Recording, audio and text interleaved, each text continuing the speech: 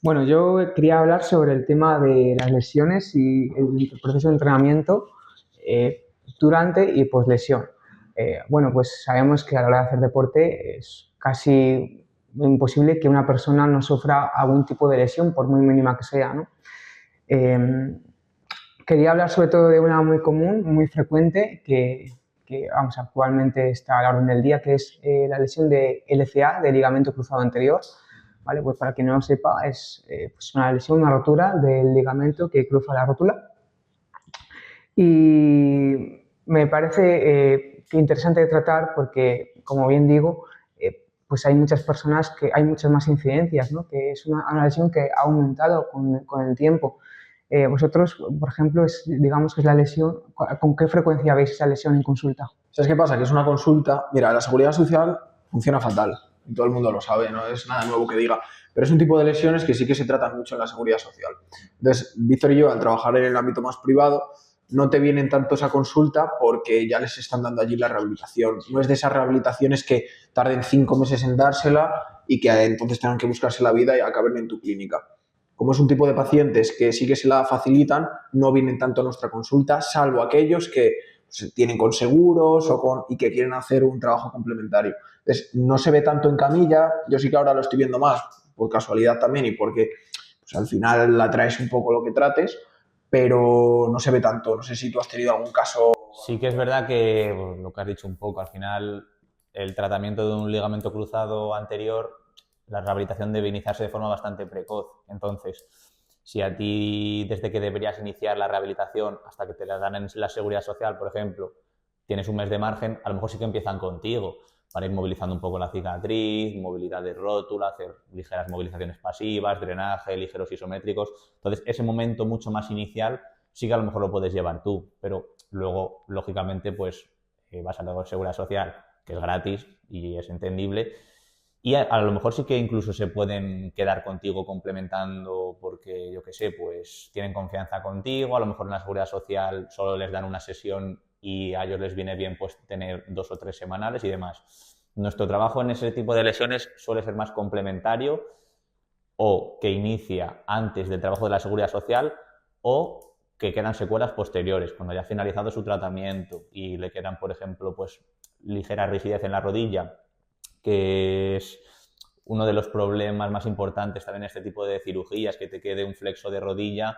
Al final, para un futbolista, bueno, para cualquier persona en general, un flexo de rodilla es una cojera. Entonces, claro, si tú has acabado tus sesiones en la seguridad social, pero tienes todavía un déficit tan importante como que no eres capaz de extender la rodilla por completo, pues acuden a ti.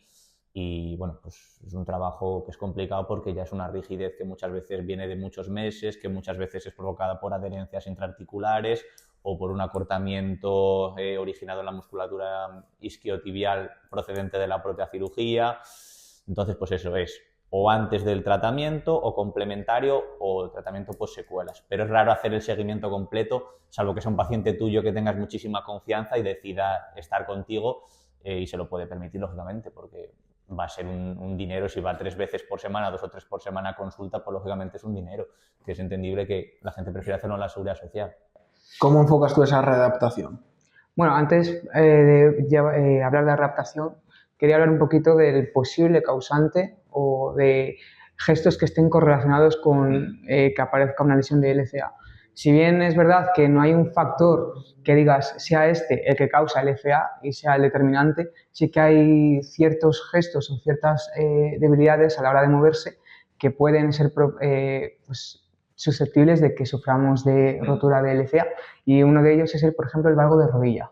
El valgo de rodilla básicamente es un gesto que realiza el cuerpo, las piernas, que consiste en una rotación interna de las rodillas, es decir, que se junten, mientras que los tobillos se abren, es decir, se haría en forma de X, ¿no? Entonces eso nos da a entender de que puede haber debilidad en ciertas articulaciones o músculos, como por ejemplo el glúteo, la propia rótula o los tobillos. ¿Qué ocurre cuando se produce? Bueno, este valgo de rodilla, sobre todo hablando del valgo de rodilla dinámico, es el que está correlacionado con rotura de ligamento. ¿Y qué ocurre cuando hay un valgo de rodilla? Cuando estamos en movimiento, pues por ejemplo en un deporte de equipo o a una persona que tiene, vamos, mucho impacto contra el suelo. Pues que ocurren tres cosas. La primera, menor actividad de los tejidos activos, que son los músculos, estabilizadores activos, mayor actividad de los estabilizadores pasivos, que son los tendones y ligamentos. Eso hace que haya una descompensación de fuerzas y por lo tanto la rodilla tenga que soportar unas fuerzas que a lo mejor no está preparada para ello. Si bien es verdad que se ha visto una correlación del valgo de rodilla, no es determinante, es decir, no es que el valgo de rodilla sea un factor lesional. De hecho, se ha visto en diferentes test en laboratorio, por ejemplo, personas que realizan una sentadilla hacen un valgo de rodilla, pero eso no implica que se vayan a lesionar. De hecho, al fin y al cabo, el cuerpo es inteligente. Por lo tanto, si haces valgo de rodilla, creo que significa que es la manera más eficiente que tiene de solventar una carga. ¿Vale? En cuanto a la readaptación, bueno, pues sinceramente no hay muchas diferencias respecto a una programación normal, aunque sí hay que tener en cuenta cosas como, por ejemplo, que es el propio paciente. Al fin y al cabo, el tejido que está dañado no se recupera, no tiene la misma funcionalidad que un tejido sano. Por lo tanto, hay que tener en cuenta primero los tiempos de recuperación, que luego hablaremos de ellos, y sobre todo en cuanto al plan, saber, para mí es crucial el saber reaccionar con rapidez, porque al fin y al cabo estamos en un entorno muy cambiante. Entonces, a lo mejor hay un periodo de tiempo en el que la persona que ha sufrido una rotura del ligamento cruzado anterior pues mejore pues bien, pero llega un momento en el que a lo mejor esa mejora disminuye. Por lo tanto, ahí sabes que tienes que reajustar el plan. Por ejemplo, ¿tú habéis tratado alguna vez alguno? Sí, yo he tratado varios y, a ver, a nosotros en su día nos enseñaron un protocolo, ¿no? Pues tantas semanas esto, tantas semanas esto. Pero luego la vida real cambia, porque yo he dado con dos pacientes muy diferentes. Un paciente hiperlaxo, que tenía mucha pues, laxitud en sus articulaciones y que prácticamente no había que trabajarle nada la movilidad. Entonces tienes que tener ciertas consideraciones, igual trabajar más esa estabilidad o incluso calmarle porque va demasiado rápido. Y lo contrario, una persona que tendía mucho a esa rigidez y que costaba mucho. Entonces, esos tiempos también cambian un poco. Hay tiempos biológicos, de ligamentización, de cómo está la plastia, son muchos tiempos que tienes que tener en cuenta y que son tiempos biológicos y tienes que tener en cuenta, y punto. De cara al apoyo, de cara al tipo de ejercicios, tipo de cuánta flexión puedes hacer. Hay a veces que aunque la flexión te permita realizar más rango, no es segura por lo que sucede dentro de la rodilla. Eso es importante tenerlo en cuenta, pero luego hay que individualizar, sobre todo ya cuando se pasas en esas primeras fases iniciales más complicadas, que tienes que escuchar un poco, porque un paciente, por ejemplo, que tuve, pues tenía mucha debilidad aún del glúteo medio y se le iba mucho hacia adentro. No había perdido tanto cuádriceps. Otra persona, el glúteo lo tenía bastante bien, pero había perdido mucho cuádriceps. En su rodilla ocurrían cosas muy diferentes. Ahí te tienes que enfocar en aspectos muy, muy diversos. Yo creo que es una lesión que por lo general se respeta poco los tiempos de recuperación del propio tejido. A mí me parece muy importante, sobre todo cuando estamos hablando de lesiones que conllevan una cirugía, también el respetar el tiempo de cicatrización y en este caso el tiempo de ligamentización de la plastia, que al final tú estás haciendo que un tendón se transforme en un ligamento cuando tú haces una plastia de ligamento cruzado. Funcionalmente, anatómicamente, un tendón y un ligamento son cosas completamente distintas. Entonces, tú cuando vas a suplir la función de un ligamento por un tendón, creo que tienes que ser bastante cauto y bastante precavido, sobre todo, como has dicho tú, que el paciente a lo mejor sí que está preparado para llegar a cierto grado de flexión de rodilla o de extensión en un momento determinado, pero no llega a ser seguro. Yo en esos casos tiendo a lo mejor a ser un poco más conservador, sobre todo cuando hay una cirugía de por medio, porque realmente las sensaciones del paciente pueden ser muy buenas, pero como tú al final has hecho un injerto que todavía no tiene ni siquiera una buena vascularización, una buena conexión nerviosa, puede tener cierta insensibilidad y realmente el paciente no está sintiendo realmente cómo está la plastia. Y es en el momento en el que te la cargas. Hablo de una plastia de un cruzado, de una reconstrucción de un tendón del supraespinoso, de cualquier tipo de cirugía, vaya. Que el dolor, a mi parecer, casi siempre tiene que ser lo que nos guía, salvo en este tipo de casos que creo que es necesario seguir cierto tipo de pautas. Cuando hay una lesión que no lleva una reparación, yo creo que las sensaciones del paciente sí que tiene que ser lo que te guía, básicamente. Pero en estos casos creo que con cierta variabilidad hay que seguir cierto protocolo de tiempos para favorecer la integridad y la seguridad de lo que estás tratando realmente, porque a lo mejor llega un paciente que le han puesto una plastia y a las 2 semanas le podrías hacer una flexión de 120 grados de rodilla, pero es que es una cosa que es súper insegura. Entonces no tendría sentido aunque el paciente lo pudiese tolerar. Yo en ese caso preferiría ser un poco más conservador. Y creo que la gente tiende a forzar demasiado, también porque estamos acostumbrados a que un futbolista en 6 meses después de un cruzado a lo mejor esté jugando, pero claro, ahí influyen ya otro tipo de factores mucho más importantes. Y un tío que juega en Salamanca, el aficionado provincial, también en 6 meses quiere estar igual que esa persona, que no tienes ni los medios, ni fármacos, ni otro tipo de aspectos. El proceso va a ser el mismo para esa persona que para la otra, pero sí que tiene medios que lo pueden acelerar. Y ya no solo hablo de fisioterapia y de medicina, pues lo que acabo de decir, fármacos que pueden acelerar los procesos, que ya hablamos de otro tipo de sustancias que pueden ser más o menos legales, que claro, una persona al uso y un paciente normal no lo va a hacer porque también es jugar con su salud. Entonces yo creo que también nos condicionamos mucho por lo que hacen los profesionales, que nunca debe de ser el ejemplo de una persona de a pie, yo creo.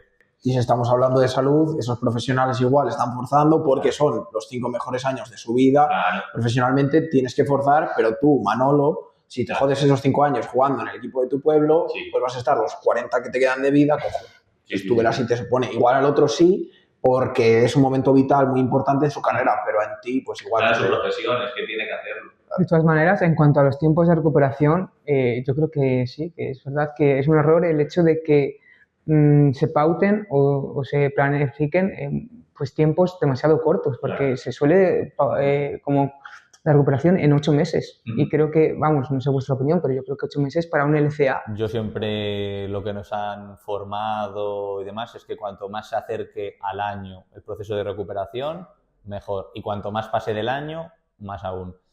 Sí que es verdad que, pues eso, hay casos y casos. A lo mejor hay una persona que con 10 meses ya puede estar entrando con un juego más dinámico, pero al nivel de la competición, cuanto más se acerque ese tiempo y cuanto más pase, porque eso va a estar en continua remodelación, entonces cuanto mayor adaptación tengas de ese tejido, pues más vas a evitar que tengas una recaída, que se te rompa la plastia, que te rompas el cruzado contralateral, porque vemos que pasa mucho y realmente no sé si habéis visto una correlación entre personas que tienen una rotura de cruzado anterior y que se les rompe de forma luego contralateral, o sea, el de la pierna contraria, si tiene relación con todo el proceso que han sufrido, simplemente es pura casualidad. Y eso se ve bastante, por desgracia, y no sé realmente si vosotros habéis encontrado alguna explicación o realmente es mera coincidencia. Yo creo que así a bote pronto puede tener cierto sentido porque al fin y al cabo, cuando tú tienes una afección en una de las rótulas, en una de las rodillas, al fin y al cabo, la otra pierna también tiene que soportar una carga mayor debido a que esta está debilitada. Entonces eso podría ser un causante. Por compensación, básicamente, a lo mejor, por un sobreuso. Sí, puede ser por compensación, personas que igual tienen pues ese factor genético también de predisposición por su estructura, por su deporte, por pues, que vas comprando papeletas para que te pase y es más probable que te pase de la otra y también por eso, por no respetar tiempos. No respetas tiempos para tu pierna operada, la otra se ve sometida a una carga mayor porque le exiges de nuevo volver a correr y tu cuerpo dice, hombre, voy a pegar la zancada más fuerte con la otra, no voy a hacerlo con esta. Y también yo creo que eso predispone un poco y en otras pues igual sí que es casualidad y mala suerte. En relación también a esto, me gustaría haceros una pregunta y es si consideráis o veis normal que se haga deporte y se sienta dolor haciendo deporte. Es decir, normalizar sentir dolor al hacer deporte o en qué contextos sí, en qué contextos no. ¿Es lo mismo deporte que actividad física? ¿Qué tipo de dolor es tolerable? ¿Qué tipo de dolor no es tolerable? ¿O qué le recomendaríais a vuestros pacientes? Sobre todo, normalizar el dolor en el deporte. Me gustaría saber vuestra opinión. Bueno, hay que diferenciar deporte de ejercicio físico de forma recreativa. Entonces, yo, bajo mi punto de vista, no se debe normalizar. Ahora bien, la élite es otro mundo aparte donde ya se habló en su día, ¿no? Que hay veces que, bueno, la mayoría de veces los deportistas deben de sacrificarse solo por el hecho de competir y de ganar. Entonces, aunque no sea normal y aunque no esté bien, no, bajo mi punto de vista no está bien, pero a veces creo que es necesario. Sí, pero ya no te he hablado de nivel de élite. Tú, por ejemplo, vas al gimnasio, Miguel o yo, estás en una serie, una prensa o una sentadilla jaca y estás sintiendo dolor. ¿Tú crees que eso se debería llegar a esos límites? ¿No se lo recomendarías a nadie? Porque realmente no es que estés notando, vale, estoy trabajando muscularmente, es que te están doliendo hasta las cejas, literalmente, en algunas series, en algunos ejercicios. Entonces, tú eso lo ves bien, no lo recomendarías, pero lo haces. Yo, Sí. O sea, no quiero decir que tú tengas que ser el ejemplo de nadie, pero me refiero, tú sí lo haces porque lo sé, me consta que te he visto muchas veces y sé que lo haces. Pero no sería, a nivel de salud, no sería lo mejor. Quiero entender. sí, es que no estaba entendiendo por dónde ibas. Yo pensé que te hacía un dolor articular, sino no al dolor por la intensidad. Sí, pero bueno, un dolor articular puede estar condicionado también por la intensidad que tú le apliques. A lo mejor podrías aplicar menos intensidad y estar más cómodo. Pero claro, si tienes ciertos objetivos, ¿crees que sobrepasar ese límite merece la pena? ¿Es interesante? ¿No es interesante? Es que depende de los objetivos, efectivamente, que tengas. Si eres muy ambicioso una persona, pues yo creo que bueno, aunque no debería ser lo ideal para todo el mundo, o sea, para la mayoría de personas. A lo mejor para nosotros tres, que sí tenemos unos objetivos un poquito más ambiciosos, sí que puede tener cabida, pero porque sabes lo que estás haciendo, sabes las consecuencias, entonces está de ser responsable, sabes ser coherente contigo mismo. Si hablamos solo de salud, obviamente no. De hecho, es un cambio que estoy teniendo últimamente mucho porque tú, cuando haces cualquier cosa en la vida, yo creo que tienes que pensar por qué lo haces y pensar en si tu yo dentro de 30 años te lo va a agradecer o te va a pedir la factura. Y creo que eso es importante tenerlo en cuenta desde ya. Porque se nos vende mucho, pues eso, que sí, que tienes que pensar en tu yo de ahora y todo lo que tú quieras, pero tu cuerpo es uno y punto. Y tu cuerpo, si hoy por tú venirte arriba haciendo algo y se lesiona o haces cualquier idiotez, dentro de 30 años, pues va a ser una putada para cuando te quieras agachar a ver a tu sobrino. Y creo que eso tenemos que pensarlo cuando estamos haciendo lo que estamos haciendo. Ahora, entonces, sí que es verdad que es diferenciar entre ese dolor de intensidad, de quemazón muy intensa, de que lo que tienes que hacer es apretar y también trabajar esa capacidad de sufrimiento, pero por un fin mejor, a cuando es un dolor que en realidad sabes que no te está viniendo bien o del cual luego no te recuperas bien. Yo creo que es diferenciar un poco el ir al fallo o el ir al fallo, pero ya no solo muscular, sino de que luego te estás reventando. Tú, por ejemplo, Víctor, me consta que tú también, me consta que eres un ejemplo. Tú también eres como yo, ¿verdad? Yo, por desgracia... No, la pregunta es, Víctor dice, la pregunta es, ¿siempre te duele algo? Sí, por desgracia... Pero lo has normalizado. Sí, por desgracia he aprendido a vivir con dolor, ¿sabes? Pero no es sano. Que que ya lo sé que no es sano, pero al final yo entrenar me flipa, me encanta. Yo no concibo ir a un entrenamiento y no dar el 100% y apretar en una serie. No, yo entreno en el gimnasio, ¿vale? Para que no lo sepa. Y yo no concibo meterme al gimnasio y meterme en una serie y no apretar. Lógicamente, no voy a mover cargas más de lo que pueda, pero dentro de todo lo que pueda dar, voy a dar el 100%. Entonces, claro, trabajar cerca del fallo o ir al fallo en muchas series te va a llevar a molestias y dolores. Yo me levanto todos los días con algún tipo de dolor. Algunos días es el hombro, otros días es la lumbar. La lumbar, por desgracia, pues tengo una lesión que he tenido que modificar mucho mis entrenamientos, eso sí es verdad, porque tampoco soy gilipollas y no voy a estar machacándome, más cuando tengo una lesión estructural y lo sé. Si no lo supiese, pues a lo mejor sí me forzaría un poco más porque digo, bueno, es un poco de dolor, pues ya está.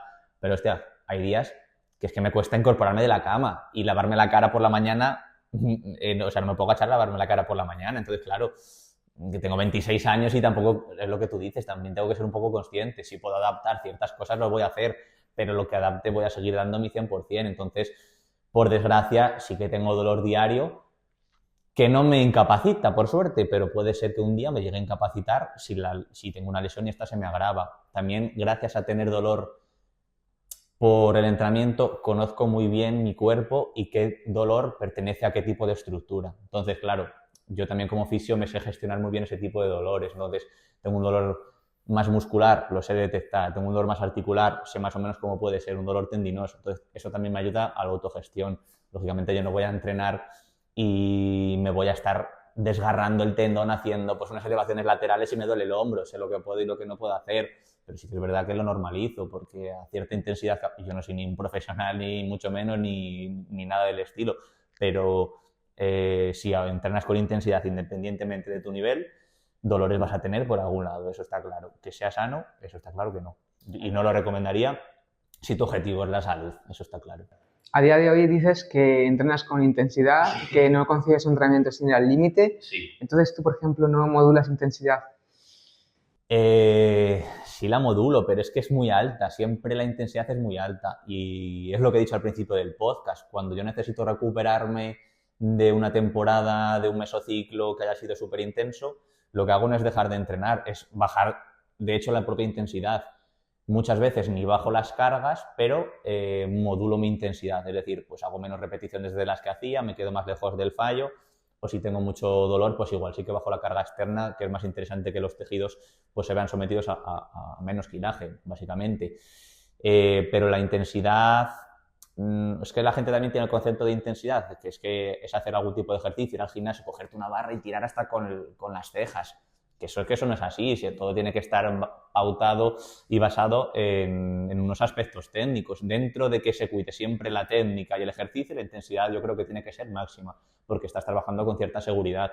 Lógicamente, si aplicas una intensidad máxima, pero a base de meter kilos en la barra o en un ejercicio, vale, puede ser el tío más intenso del mundo, pero es que a lo mejor estás haciendo un peso muerto con una chepa que pareces un gato enfadado y claro, eso eres muy intenso, pero es muy perjudicial para tu físico. Yo creo que la intensidad tiene que estar de la mano con la técnica, porque si no es imposible, o sea, vas a tener dolores, pero te vas a lesionar casi seguro. Pero estamos hablando de que, vale, si en la élite no es saludable y tal, pero no hace falta que tú seas el campeón de nada o que te dediques específicamente para comportarte como un élite. Claro. Entonces, igual, tú te puedes estar comportando como una persona que se lo toma en serio, como si viviera de ello, y eso ya, pues ya sabemos que deja de ser saludable. Entonces, ahí está la clave. Entender que si tú lo haces de esa manera mucho más seria, cualquier cosa te la tomas muy en serio y en la mayoría de casos deja de ser saludable, y más en el deporte. Pero es saludable, hablamos de gimnasio porque es lo que practicamos nosotros, pero también el que hace un arte marcial y está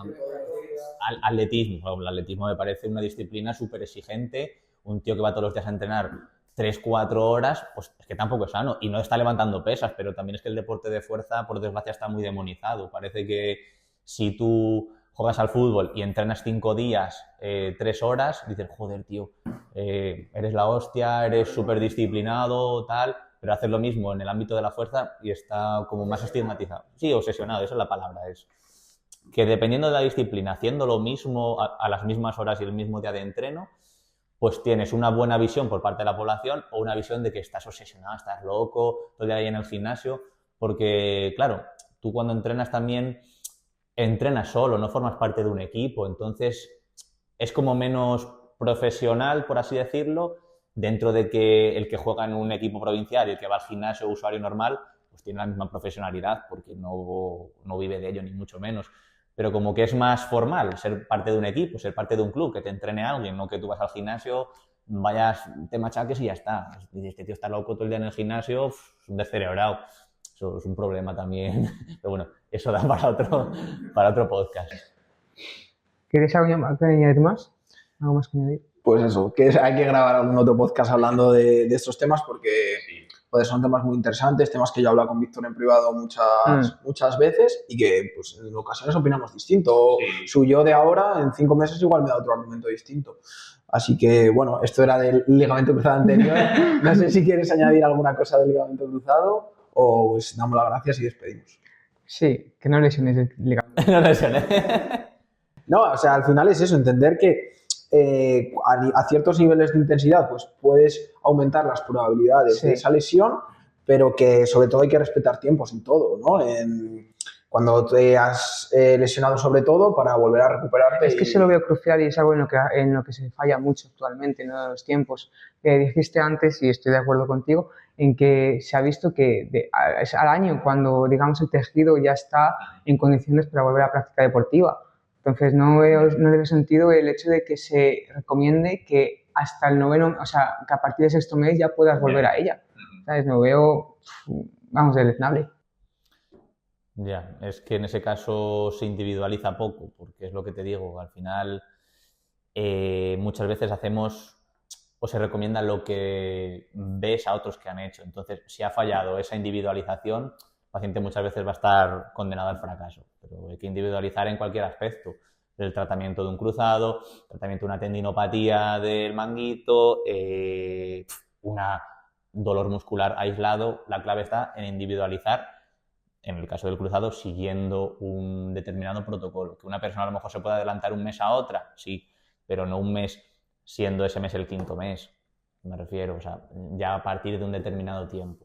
Yo creo que esa es la base de todo, la individualización, el adaptarse a cada paciente en cada momento determinado y sobre todo tener los conocimientos de lo que estás tratando. No puedes ponerte a tratar algo que o desconoces o no sabes cómo funciona o no sabes ni la función que tiene, básicamente. Eso yo creo que es la clave para la fisioterapia, para el entrenamiento, la preparación física y para la salud en general. Eso opino. Muy,